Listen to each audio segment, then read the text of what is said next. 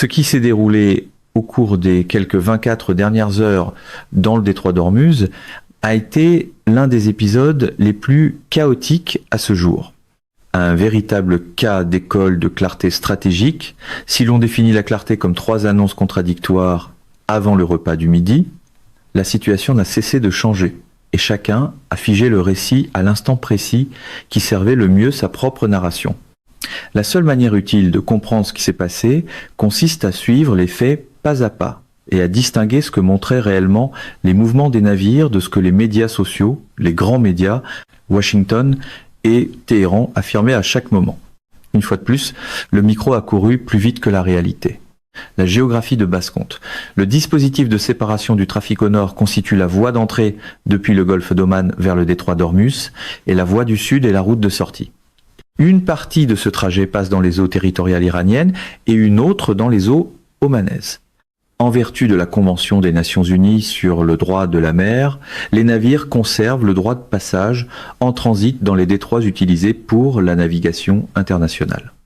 C'est essentiel parce que le Koweït, Bahreïn, le Qatar, les Émirats arabes unis, l'Arabie saoudite, l'Irak et d'autres États du Golfe dépendent de cet accès.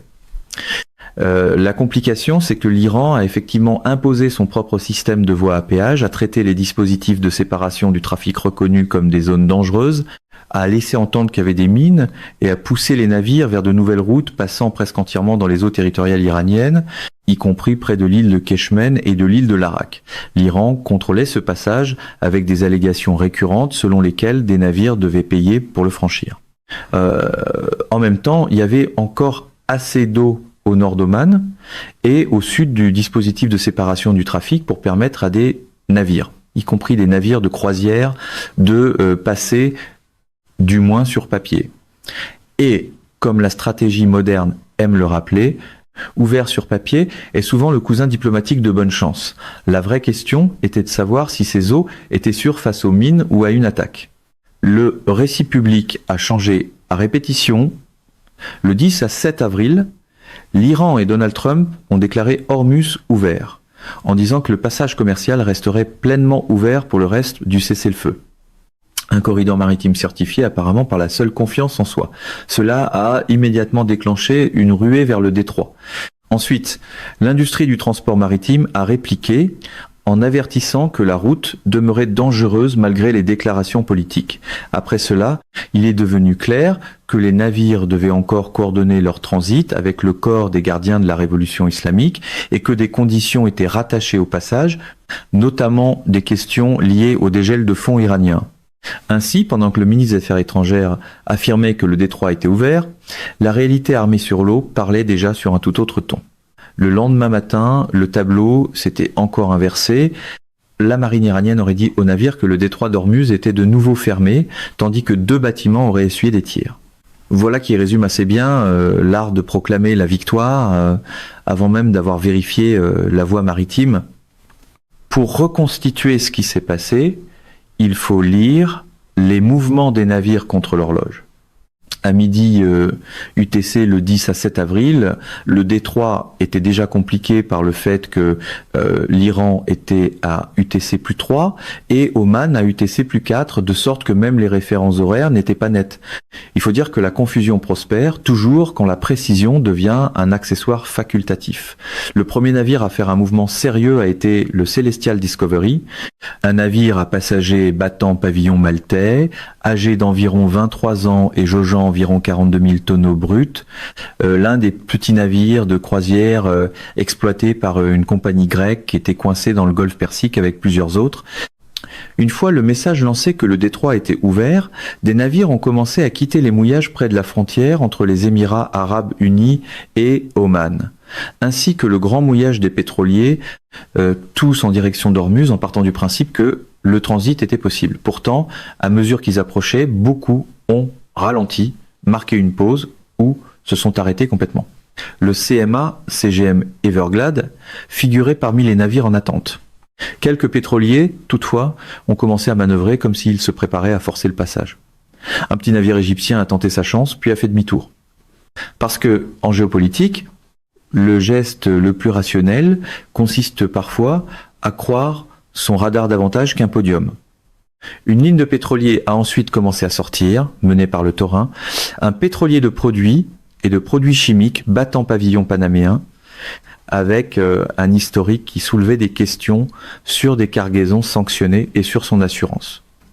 Derrière lui venait le Guardian, un transporteur de GPL battant pavillon angolais, décrit comme faisant partie de la flotte fantôme.